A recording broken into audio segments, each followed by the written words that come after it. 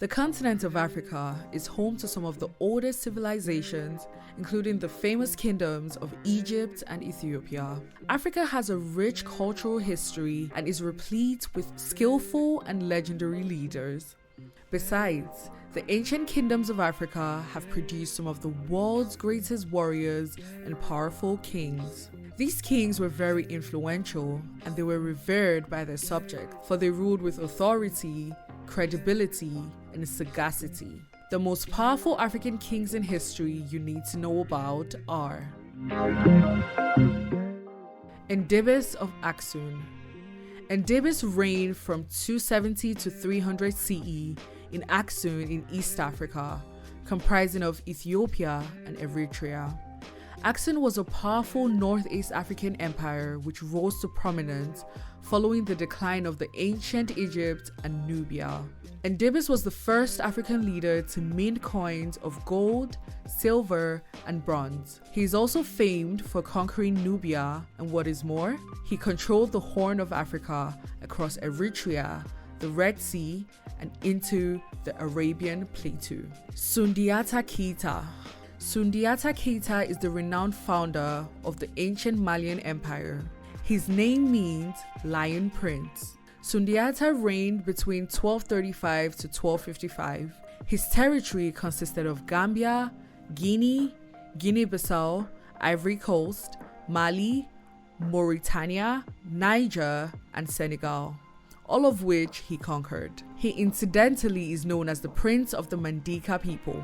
He laid the foundations for a powerful and wealthy empire. Under his leadership, in fact, Mali created the first oral charter for human rights, the Mandin Charter, which contained abolition of slavery, education, and food security. Amenhotep III of Egypt. Amenhotep III was one of Egypt's greatest pharaohs and the most successful of the 18th dynasty. He was the father of the famed heretic pharaoh Akhenaten. During his reign from 1388 to 1351 BC, Egypt enjoyed wealth, peace, and stability. On top of that, he commissioned several magnificent building projects, monuments, and the first man-made lake outside his palace. Over the course of his reign, Egypt had an exceptional influence in foreign policy as well as diplomacy, which he handled along with his spouse, Queen Tiye. When Amenhotep III passed away, he left behind a country that was at the pinnacle of power, influence, and charisma, King Osei Kofi Tutu I.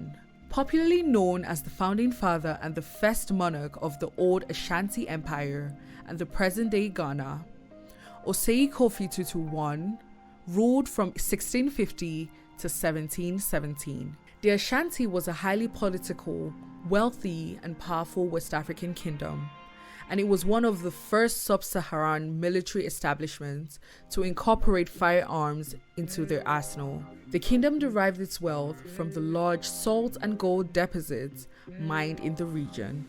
Oba Eware.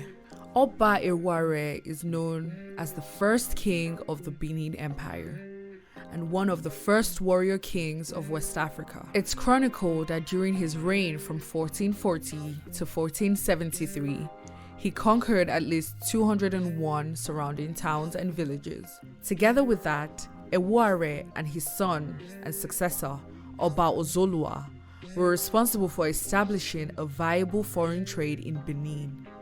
In the same vein, they built lavish palaces and created deliberate policies that favored their rulership. Eware is described as a charismatic leader. As a consequence, he established a ton of cultural traditions, communal events, and festivals. Under his leadership, the tradition of Benin flourished like the flowers in the month of May.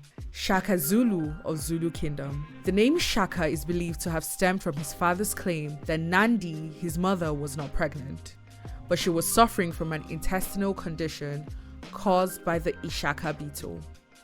Shaka Zulu is the founder of the most famous Zulu Empire in South Africa. He is famed for creating a formidable military force. Little wonder his troops used standardized weaponry to fight their foes.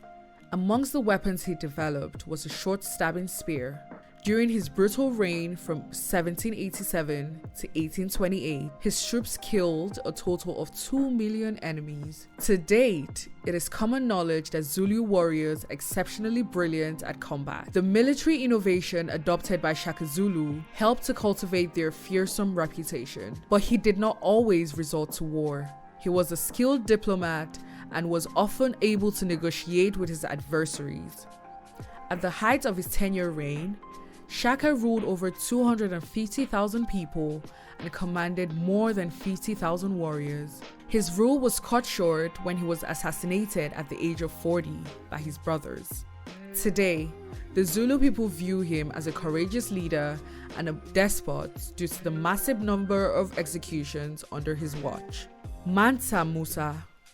Mansa Musa was the king of the Malian kingdom between 1306 and 1332 AD. His real name was Musa Keita, but he adopted Manta, which means King of Kings or Emperor. What is more, he was the 10th emperor of his kingdom and the 10th Musa of the Manta dynasty.